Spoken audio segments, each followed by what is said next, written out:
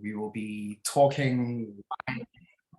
Oh, recording in progress, right? So we'll do a bit of housekeeping just now. But Marc Weinblatt is the founder and co-director of Mandala for Change, who primarily work through theatre of the oppressed techniques and develop toolkits for engaging with social justice, and have done so in various spaces around the world. And so we'll just be kind of thinking through that particular mode of working and its applicability to the present moment. But before we get going with the conversation, I want to invite everyone to, if they can, switch their cameras on and say hello, just so I can see your beautiful faces. And then to remind you all that we have the chat window running next to my, which should be on that side of your screen. And if you have anything to offer or any kind of thoughts or would like to weigh in, please by all means do so, either by typing into the chat or by grabbing my attention by raising your hand. The idea is really that this is an open conversation and Marc and I will kind of get it going, but hopefully people kind of start chewing on the little offerings that we're making. Yeah, so the procedure is, as usual, that we run until 1:15. And so it'll be an hour and 15 minutes. The first 45 minutes are recorded, and then we go off the record, as it were, which we find helps people to kind of feel a little less surveilled, and kind of gets the conversation going. And then at 1:15, we conclude officially. But for those who are keen to and who might be interested in continuing the chat, we often have an after party, as we call it, where everyone just kind of hangs out and we chat around the water cooler. Yeah, so thank you so much for joining us today. And Marc, I'm going to turn to you and ask you to tell us a little about yourself, and then we can get going. Well, a little about myself. Thank you, Mbagani, for inviting me here, and Jihan, of course. Well, so I'm here to, I guess, talk about theater of the oppressed, and it's an interesting time for me to be even in a position to talk about it, because for me, it's a real changing world with theater of the oppressed and activism in general. It's very different than it was when I started 30 years ago. And I started doing theater of the oppressed. I was exposed when I got involved with the Seattle Public Theater, which at the time was a small fringe theater in Seattle. And I've since been, I've started my own organization in order to have more flexibility, because in the United States, the small not-for-profit world has a lot of constraints and limitations. And so it just seemed like it would be able to be much more possible to do good work in a more humane and healthy way. We were talking a little bit about that before the presentation started today. But anyway, I mean, there's more that I could say, but where would you like me to go at this point? I mean, that's just a little bit of my route with theater of the oppressed, but yeah. Well, I guess as good a place as any is to maybe start in how you arrived at Theatre of the Oppressed, because I'm sure as many people in the room may or may not be aware, as the case may be, Theatre of the Oppressed kind of develops out of Augusto Boal's work. And historically, pretty much, you know, globally, Bowel's work kind of features in many kind of theatre training programs, as well as kind of other social justice oriented programs at universities, especially, and kind of training academies. So there's very clearly some kind of traction that Bowel's work has had for a significant period of time now. And it's being deployed in really, really interesting and I think very generative ways, and you know, in multiple places around the world. But as you correctly point out, and as we kind of started talking about when we had our pre-chat, the current moments that we find ourselves in, both of the pandemic, but also this kind of political zeitgeist that we're in right now, where we're really reckoning with, you know, kind of histories of oppression and kind of structural injustices and all those things. I guess the question that animates this conversation today is to what use can we put theatre of the oppressed in this specific moment, what tools does it offer us to engage with social justice, framed both by the kind of contemporary moment that we're in, but also thinking about the complications of having moved things online, for example, and the kinds of opportunities and perhaps limitations that the kind of online moment as well also offers us in terms of that. So back to the question that I want you, and about where to begin, how did you arrive at Bowel's work?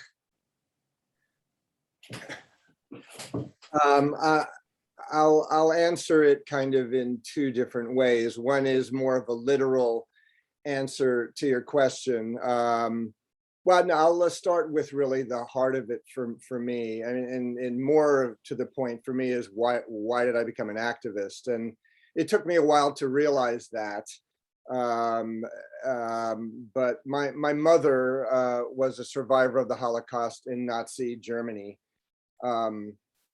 Left Germany, was smuggled into France at the age of 8.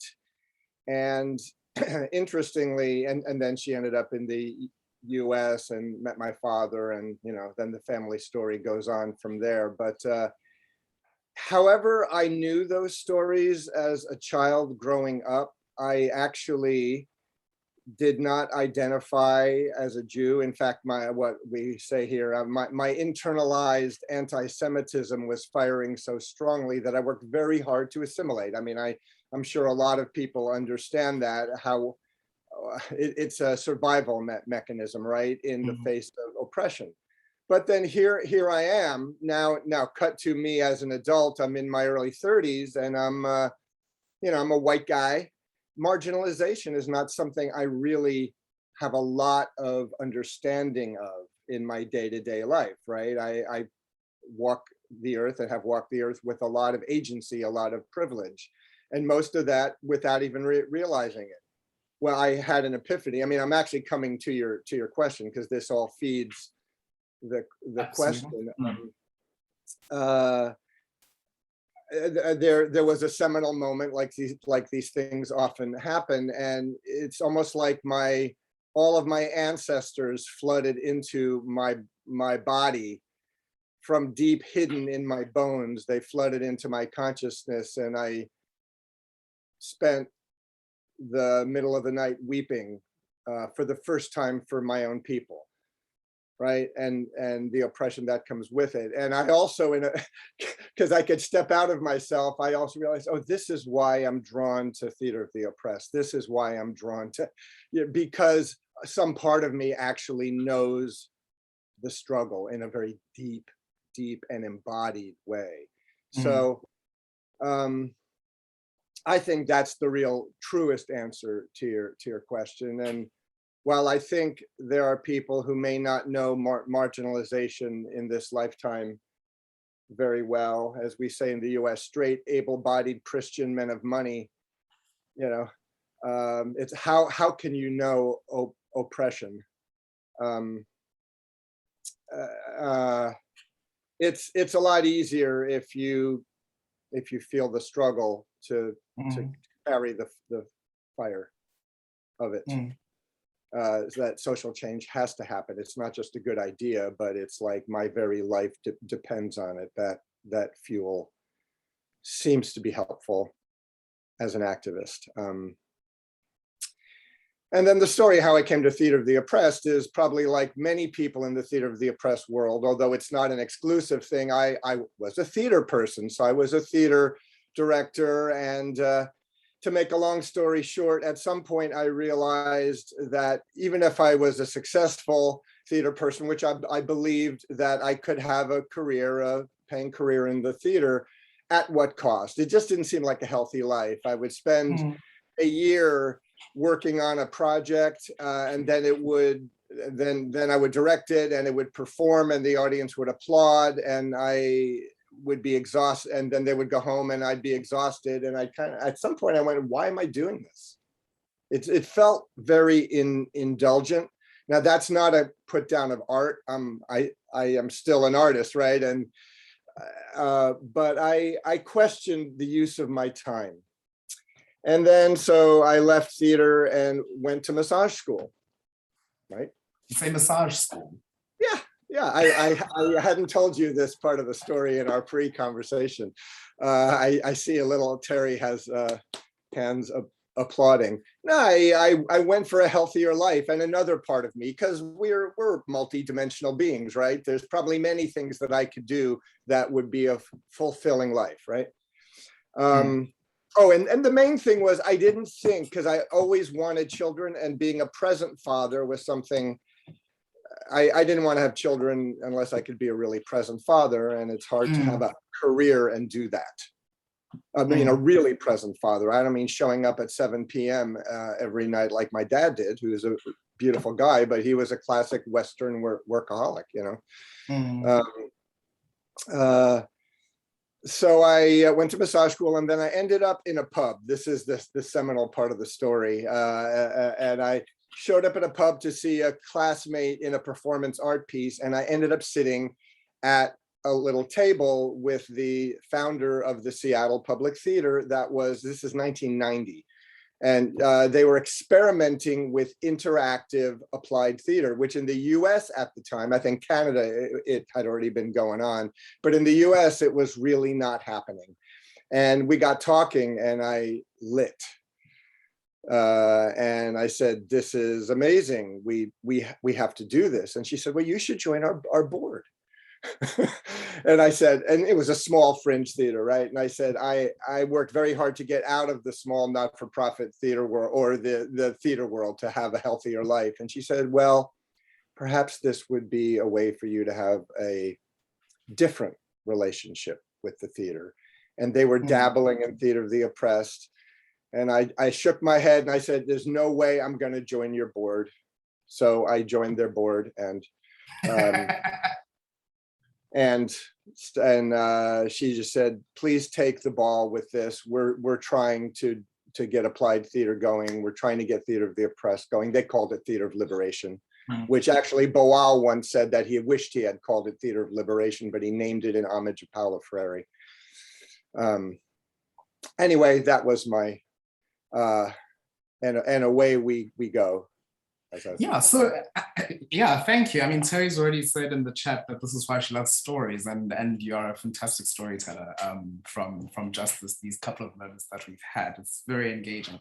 And I guess what I find interesting in how you've kind of narrated the route that kind of led you to whereabouts you are now are these two questions. One is your recognition of both the privileged place that you occupy in the world, but also the history of complicated orientation towards power that you come from ethnoculturally, right, as a Jewish person.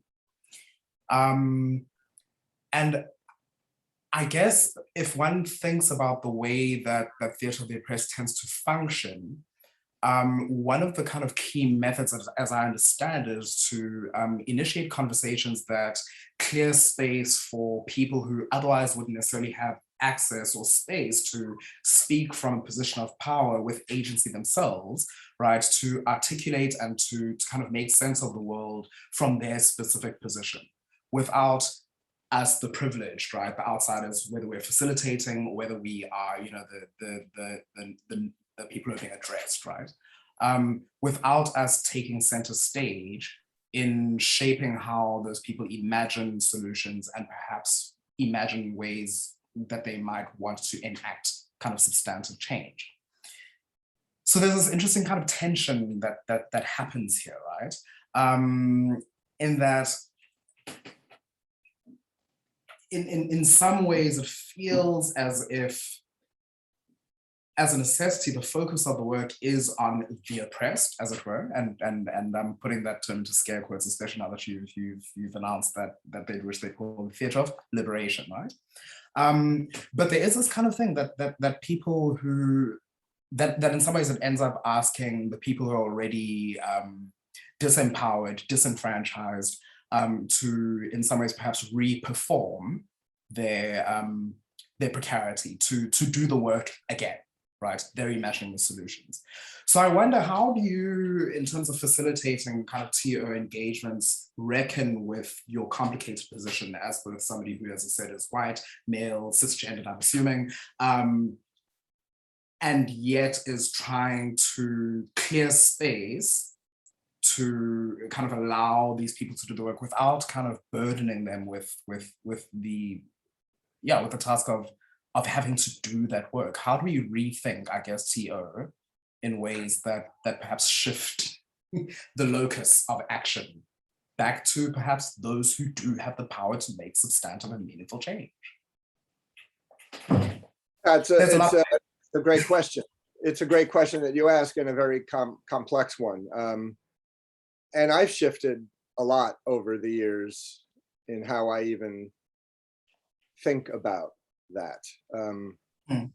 The short answer to your question is very. We love a long answer as well.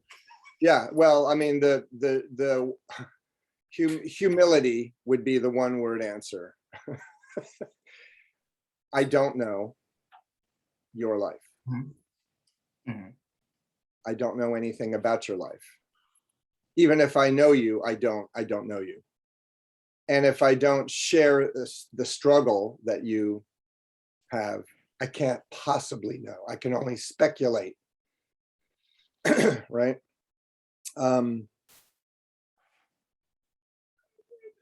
So a couple things that feel important to say. So first of all, the roots of theater of the oppressed and the way Bowel envisioned it was very much about the oppressed, by the oppressed, for the oppressed, right?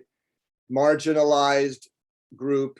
He sometimes used the term a homogenous group, meaning a shared struggle.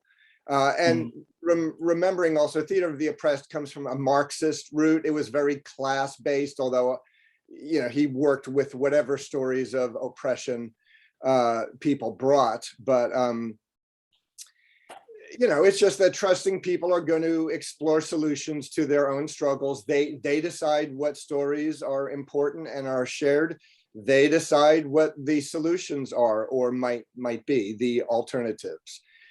And it was very much a revolutionary form coming out of a Latin American context with a lot of fascist government. I mean, there's, it's everything comes out of a context. But then he was tortured and exiled and ended up in Europe, and he adapted the work, and he was getting stories of alienation and loneliness. And so he worked a lot more with the internal struggles of people who were ostensibly less oppressed. So, I mean, the work adapted. And it was always for him, and in a very fundamentalist TO way, always about the voice of the marginalized. But it was interesting how so many leaders of the work were white guys. And that obviously replicates some of the problems of society, right? Who's struggling and who's holding the power? I mean, it's even funny for me to be here talking about it, and I'm going to jump to like where I am now. I'm at a point where I'm actually, the main thing that I'm doing is mentoring and trying to share the tools with, as I do most of my work currently in the US. I've worked globally a lot, but I'm working in the US mostly. Race is at the center of everything here, right? It's not the only struggle by any means, and there's intersectionality all over the place, but race is at the top of the discourse. It has pretty much always been in the 30 years that I've been doing the work, but now more than ever. And so I'm at a point where I actually shouldn't be leading the work anymore. It's not to say I don't have something to offer. And, experience is valuable, but I feel like I have to be even humbler than ever. It's like I've got to get out of the way. There's new leadership coming. There's new leadership that has to happen, whether it's in our US Congress or as facilitating theater of the oppressed. And so we have a mentorship program. We're doing other things, and most of who I'm supporting in leadership are women of color in the US, because that's where leadership belongs at this time. It's people have to stop looking like me. And so I was even sheepish coming on this call. I already told you that. I felt like, and I did talk to one of our team who I wanted to have join us today. La Lania Harrington, and she wasn't available. But you know, I'm trying to fade back a bit here and reimagine what my role is in the work. I think I'm jumping away from your question, but maybe it's still, that's really the heart of what I want to say in this call. Anyway, the work is changing, and La Lania calls it 52 pickup. It's the card game where you throw a deck of cards up in the air and see where it lands. And even in our Theater of the Oppressed training, which we've been doing for 25 years, which I'm turning over a lot of the facilitation at this point. It's been called for a long time, and I'm finally just kind of stepping back and making space for other leadership to drive the training. But they're saying, so you're okay doing it differently than it's ever been done before? And I said, absolutely. She said, are you really willing to play 52 pickup? And I said, yeah, it's like I have to be. Even if I'm not okay with it, I don't have a choice. The world is changing. The world is changing. Not that racism, for example, I mean, it's always been there, but it's just like it is changing. It has to change now. So. You know, Mark, I love this idea that you kind of picked up on, that it required kind of humility, right? Is being willing to decenter yourself, even in recognizing our shared struggle, is recognizing that perhaps it might not be a struggle that's shared equally or distributed equally across all of us. And that it's about de-emphasizing the role perhaps that you are taking in these kinds of formations that enable these dialogues to happen. And part of that for you, as you said, is kind of, I guess, passing the torch, if you will, and empowering other people and kind of creating the room for the work to happen within those communities.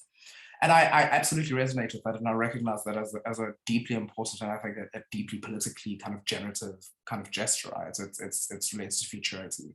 Where does this go from here once I step out, and who do I leave with these tools in place? And how do they mobilize those tools in ways that are really useful to them rather than how I imagine them to be useful to them? I want to come back to this idea of the tools that you're using and the tools that we're passing on. But I guess one of the thoughts I'm having here, and I want to go back to this sense of who's being centered and on whom I guess the burden to do the work lies with. Because on the one hand, yes, absolutely, as I suggested earlier on, you have these kind of oppressed communities. I'm going to keep using that term, and I cringe every time I use it because I realize that, again, we're creating a monolith, right?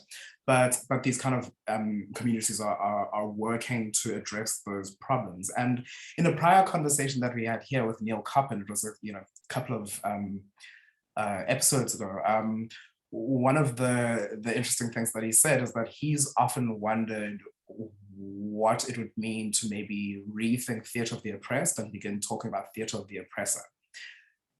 And I guess it's sort of in a similar vein to what I'm suggesting and wondering here is there a space and are there ways for us to imagine the tools of theatre of the oppressed being used to address people who are in those spaces where they have immediate access to and manifest kind of access to power, right? So the kind of people who, once they recognize that they have that capacity, can make things move right now.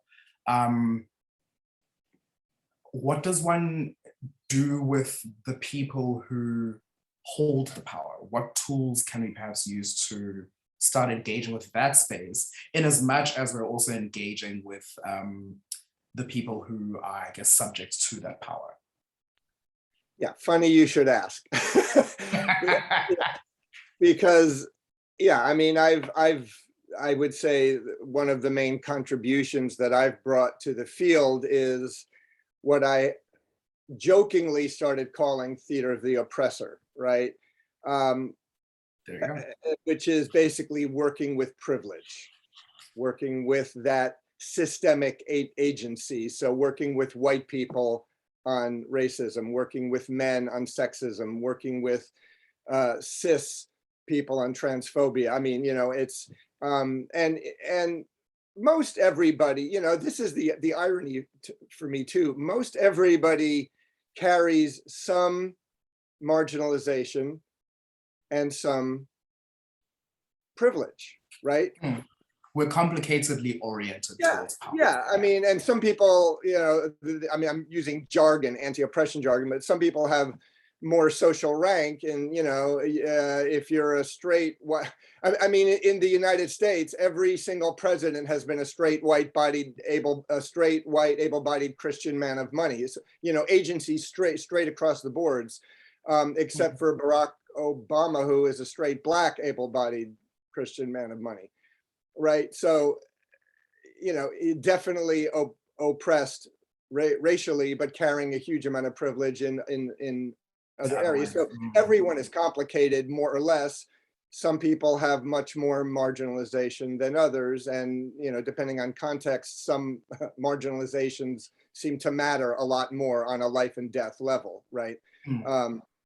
My marginalizations, for the most part, don't feel like life or death. Although I have to say, the last 4 years, being a Jew in the U.S. has felt less safe. I never really worried about that until the last four years in the U.S. So it's interesting when one's life feels at risk. That changes the game a bit, right?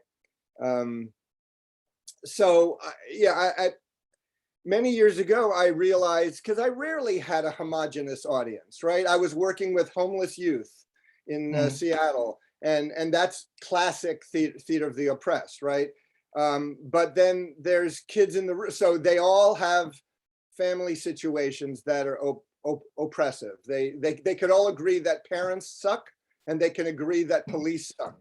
But apart from that, there's not a lot that they agreed on necessarily. And I worked with street kids for many, many years. It is very deeply moving work for me. But then they would walk in the room the first day of the workshop, and there were like kids from different pockets, subsectors. There were gay kids, you know, who were kicked out of the home because of their sexual orientation or gender identity. And then there were homophobic kids in the same room. So even though they were both oppressed by in one category, there were agents and targets. There were those of the dominant straight culture and the marginalized queer culture in the same room. So we had to work with that.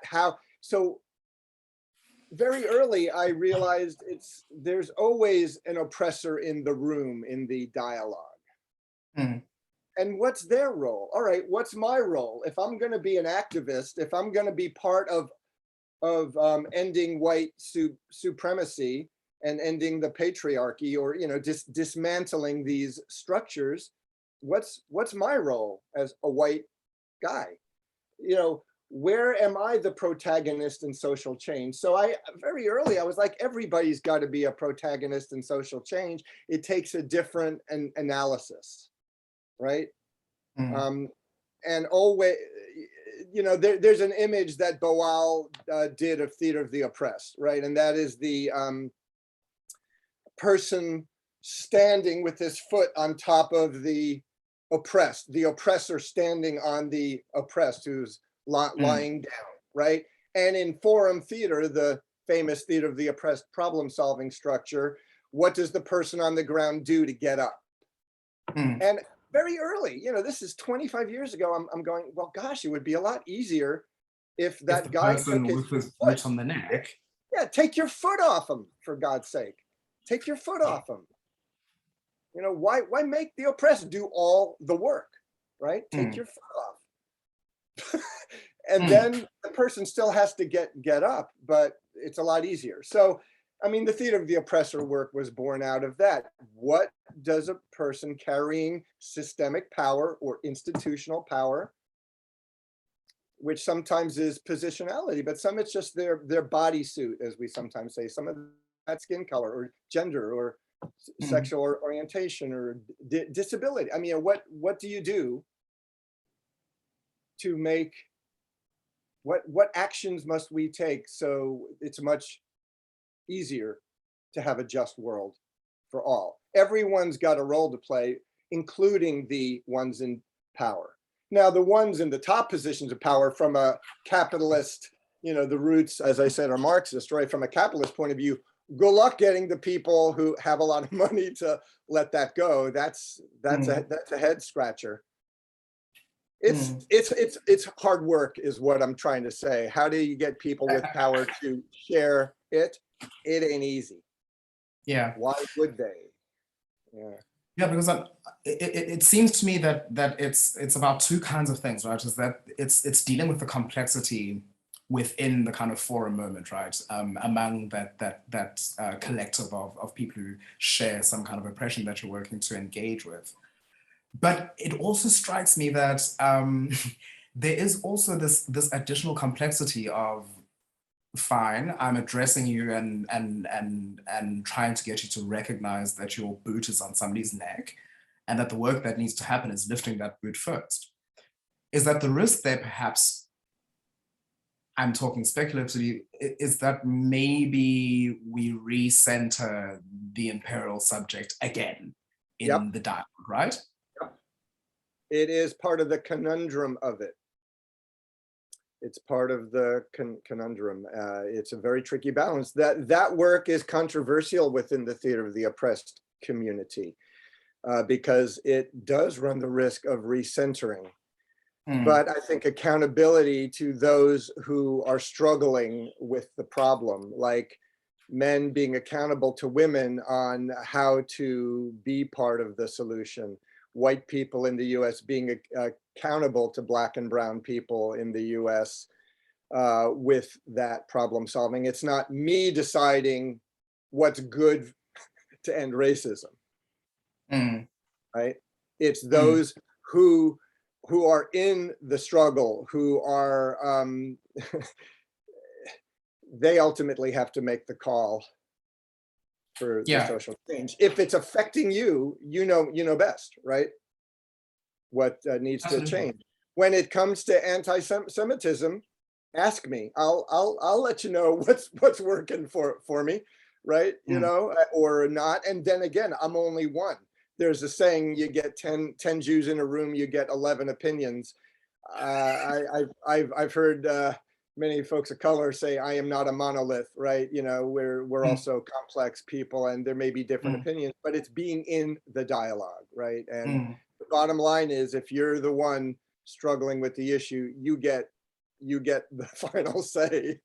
It's a colonial mindset that is very tricky, right? I know what you need is to me the colonizer mind. It's not just taking over land. I saw it in Afghanistan, feminist organizations going in and telling women not to wear the burqa. Well, I heard some women in Afghanistan say, well, I don't want to be told not to wear the burqa. I don't want to be told to wear the burqa.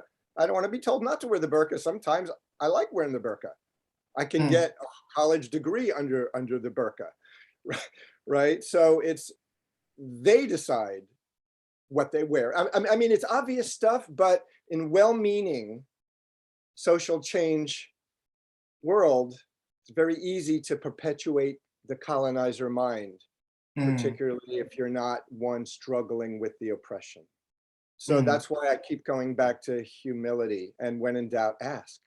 What do you want? Yeah, and I think, again, that word humility is such a great one, because in some ways it also reminds me that besides kind of literally stepping out of the way, it's that you don't necessarily have all those answers, and that it's never possible for you to have all those answers. All you can do is facilitate spaces where we can engage in that dialogue in as honest a fashion as possible, I guess. I remember you telling me very briefly, Marc, that you had an interesting experience working with a construction company in South Africa, where you were kind of trying to figure out this this tension, this double-edged sword, right? Is how do I address the people with power as opposed to those who do not, without centering one, as happens naturally within the society anyway. Do you mind telling us a little about that, if you wouldn't mind? Are any of them on the call? I don't know. Not that I know. Not that I know. And if they are, they will have to suck it up. before I just speak briefly about that, there's a lot of people on the call, some of whom I know, which was exciting because I just put it out at the very last minute. Again, because I was very sheepish. What I'm trying to say is I don't want to talk too much on this call. I think I'm assuming there are some very potent voices here on the call who've been doing a lot of listening to a white guy from the US. So, yeah, and we are absolutely inviting them to weigh in. I see Jehan has already made a comment there, which I'll turn to in just a second. Yeah, so that's, I'm very interested in hearing what other people say, because I'm just one little voice here. But South Africa, first of all, as you know, I've worked twice, once in the Durban area and once in the Cape Town area, and I have a deep, deep love for South Africa. My 8-year-old son is actually a project on Africa right now for school, and South Africa is one of the countries I kind of made him do it because and we just watch in Invictus, and I was in tears much of the time. He was 8 and he loved it, and he gets it, but he's been exposed his whole life. And anyway, all that said, I'm in Cape Town, and I was brought in by somebody who had actually trained with me in Durban to do diversity work, for lack of a better word, at a construction company in South Africa. And I worked over the course of a week with many of their staff, from CEO to laborer. Now you can guess how the racial demographics played out. It was a white Christian founded organization, like, you know, many institutional entities in South Africa and in the US for that matter. And a lot of the staff are various different ethnic groups, black and brown folks in South Africa. And it was a deep dialogue, and we used a lot of the theater techniques. And, you know, it's how honest are people going to be, especially if their jobs depend on what they say. And so two things about that, it was potent, and a lot of truth came out, which stirred the pot for sure, which I don't know how happy some of the higher ups were about that, because higher ups are often not too happy about the pot being stirred, which is basically asking for change. And yeah, I mean, I want to be mindful of how detailed I go there, but there was also things that were not said. And I remember one of the staff, one of the executive secretaries, Kosa. Did I click? Okay, yeah. Probably. I'm not sure what the original name would have been, so I can't mark you on the accuracy in this instance. A woman said, there's some things we do at our parties that we don't do at the company parties. You know, there's just a certain amount of information and you know, people code, right? There's just some things that she says, well, if we danced the way that we like to dance, it would make the top people at the company uncomfortable, right? So there's a recognition that there are these distinct kind of cultural divides and power divides within the company that perhaps are insuperable in those moments. What I'm really trying to say is, you know, with or without the theater-based work, the embodied applied theater way of holding dialogue, which I love because it's so humanizing and it engages all of us, right? Not just our minds. People like to talk a lot, and sometimes talking gets us in trouble. But you know, so we did some good work, but on the one hand, some things never got said because it makes people uncomfortable, and therefore it's dangerous, right? Can people be themselves fully in a space? The answer is, in a mixed space, probably not, because the potential cost is too high, because the people in power have to get to a certain level of consciousness to be okay with that level of honesty. The Right? stakes are it's true about different. race work in the US, doing race work in mixed space. You only get this much honesty in that space, especially in institutional settings. Yeah. And so you've played with separating different kinds of populations, right? Affinity group or caucus group work, you get a lot more honesty in both in the marginalized group and in the more privileged, for lack of a better word, the dominant culture group. There's just people just speak more frankly in separate space. I mean, it's an age-old concept. There's a book, Why Are All the Black Kids Sitting Together in the Cafeteria, right? I mean, it's just like you can just I had an experience in Germany doing healing work with Germans and Jews, and it was a very well-meaning German person just went into his German shame, his Nazi, history shame, and and I got triggered by it, and I just said, where are the Jews? Where are the Jews? I immediately and I also went, in this moment of my own trauma coming up, and I'm wanting to be with my own people. I also left my body at that point and went, oh, that's what my friends of color are talking about. Now I get it. I don't want to be in a room full of white people. Even one German at that point. I just, even though I love them, they're very lovely people. I didn't want to be around them. There's a lot of powerful work that happens in separate space, and it's necessary. It's you can relax a little bit, even for a moment. So get me out of this space.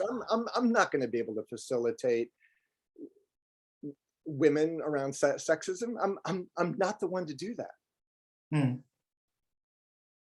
Yeah. Friends, it is 2 or so minutes left of the officially recorded part of the conversation. I just wanted to note that before I turn back to, I guess, Jehan's question, but it's also related to what I wanted to circle back to, Marc. Thank you for that.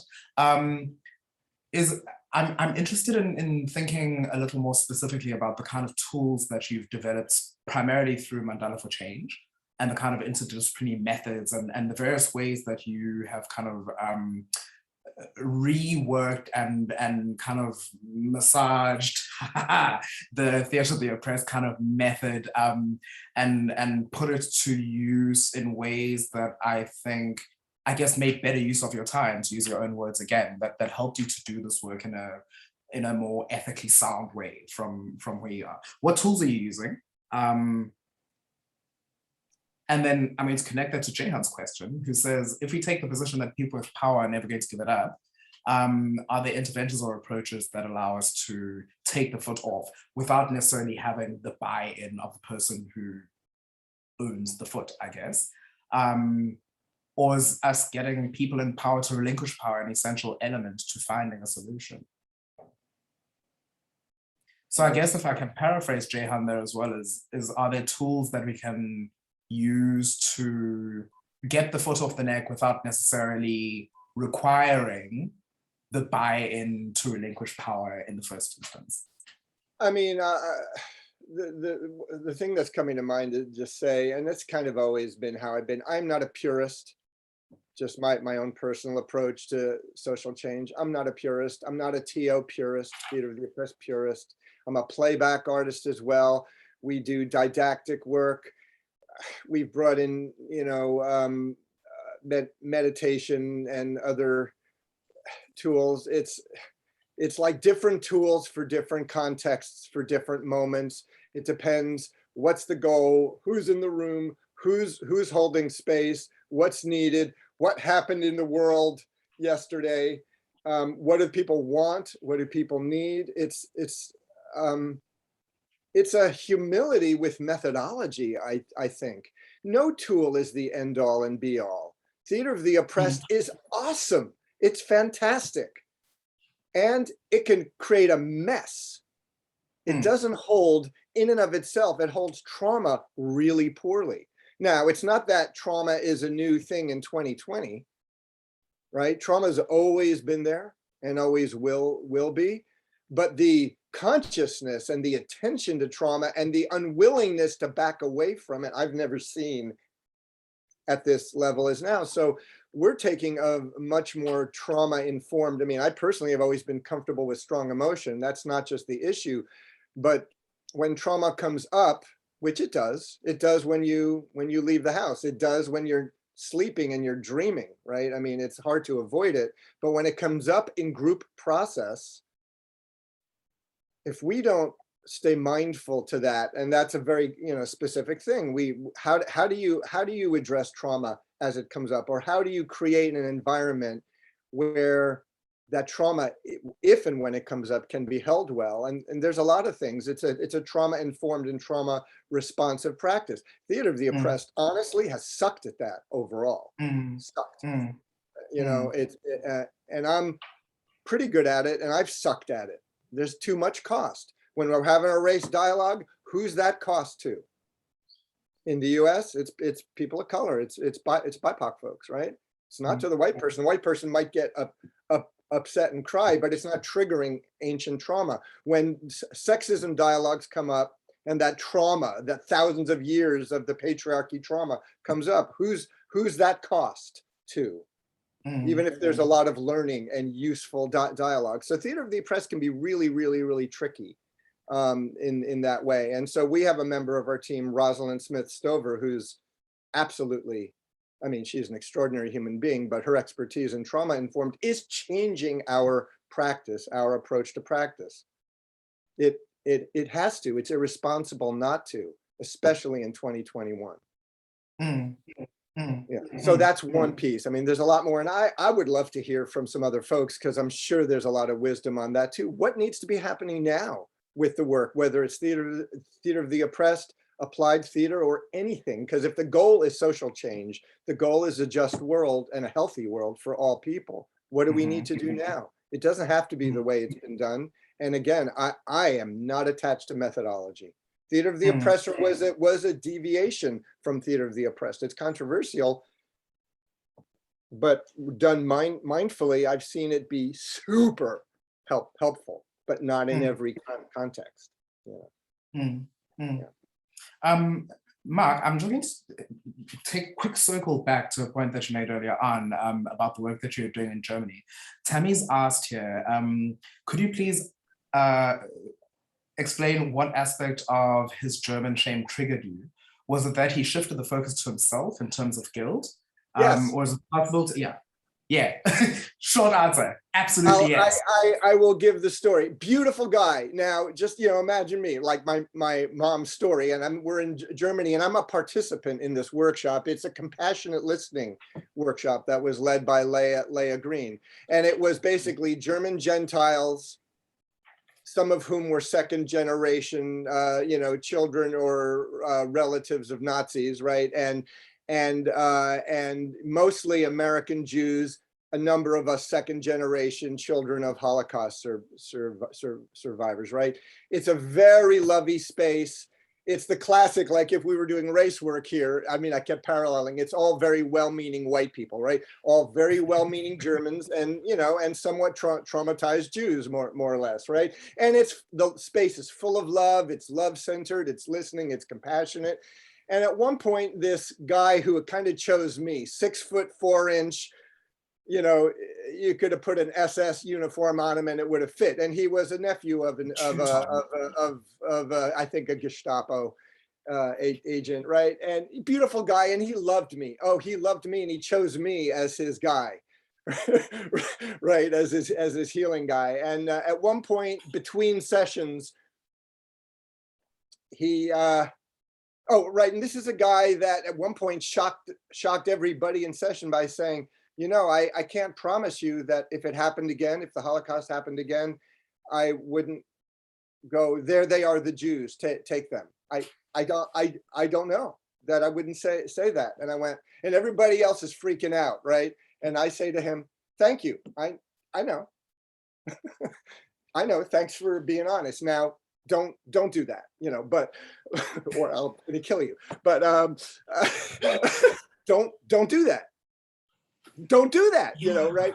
So anyway, this guy, like the next day, he and I are taking a walk through the fields.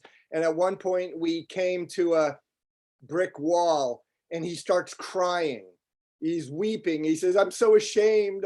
I'm so ashamed of my past. And hell, and he punches the brick wall with his huge Aryan fist, right? And all I can tell you, it is not a cognitive thing. My face was that wall, right? And I just, like, my whole body started to shake, and I went, gotta go. And he grabs onto me, hugging me. Don't go, I need you. He's weeping with his German shame, right? And I said, I gotta go. And I looked across the field, and I called, there was a German woman walking across the field. I said, Beata, come over, come. And I literally peeled his hands off me and wrapped them around her and said, gotta go. And I looked for Jews. I mean, it was, he centered his pain, and I lost my shit. And expecting you to kind of hold all of that emotional, to hold that emotional burden, not with him, but for him, it sounds like, in that moment. Right, yeah, and which, yeah, so, but again, I'm flashing to all of my work in the US around race, and I go, oh, yeah, got it.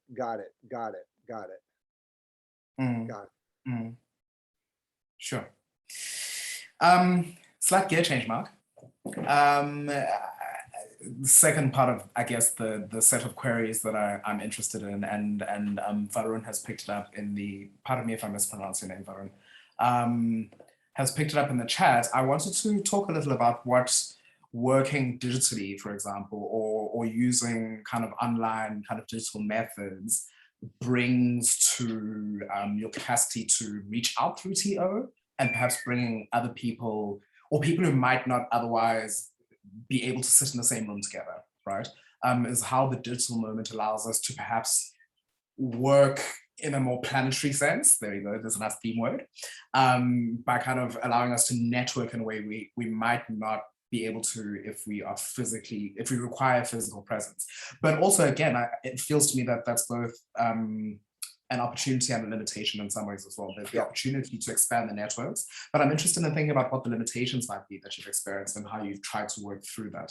Because in my head, instinctively, one of the things that strikes me is that if the work of TO is to conscientize, right, your spect actors, and that it's supposed to be bodily and affective, and it's driven by that palpable, hyper-palpable sense of being in space and recognizing the other, if you will, and your relationship to them in that moment.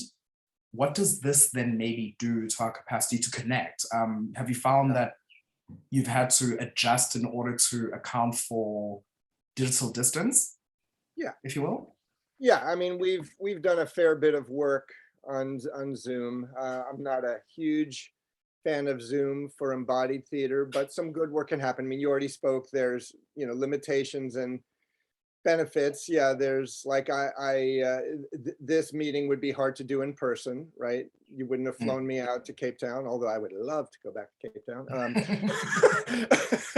If there's anybody who has millions in their pockets in this room right now, feel free to bring us all in one place. Just putting it out there. Yeah, and there's work, that obviously, and people that have been able to be in the same room that we are doing this way that you can't do in person. I mean, but embodied work is hard in person. That there's, but that said, like even a few weeks ago, I did some work with teachers in India, and we were doing some image theater and dynamizing the image, bringing it to life, and a participant went very, very deep into the emotional body, which even on Zoom, even in these isolated little boxes, even with miles between us, and even with like, I can't even see your eyes. I'm looking in the few people that are live on screen, and I can't see their eyes. I can see their facial expressions, but I don't know what's going on. It's hard enough in person, right? But even with that, it was a very deep process. However, what troubles me, and it's related a bit to trauma, when we're all in the same room, as long as it's acceptable, because I've worked in cultures where it's not, we can hold each other, we can touch each other, we can look in each other's eyes, we can share tears together. There's a humanity that in person, it's irreplaceable on Zoom. You can have some of it though, so it's a mixed bag. Part of what I most hate about Zoom is when I send people out to breakout rooms, I don't know what's going on. I mean, it can be, you know, a nightmare going on in there, and I have no idea that's happening, at least in the same room. If there's people crying or arguing in a breakout room, I can say, ooh, I better go over there or send somebody over there to check in and see how they're doing. That level of isolation troubles me, specifically through a trauma-informed lens. I don't have, as a facilitator, I just have to pray more that people are self-regulating, and that's, while I do trust people to take care of themselves, yeah, that's my problem with Zoom. Some really powerful stuff can still happen, but it doesn't hold people as well. And so something gained and something potentially really lost. I just realized that I promised that we would cease recording after 45 minutes, but I lost track of time because I'm so wrapped up in the conversation itself. Felgen, if you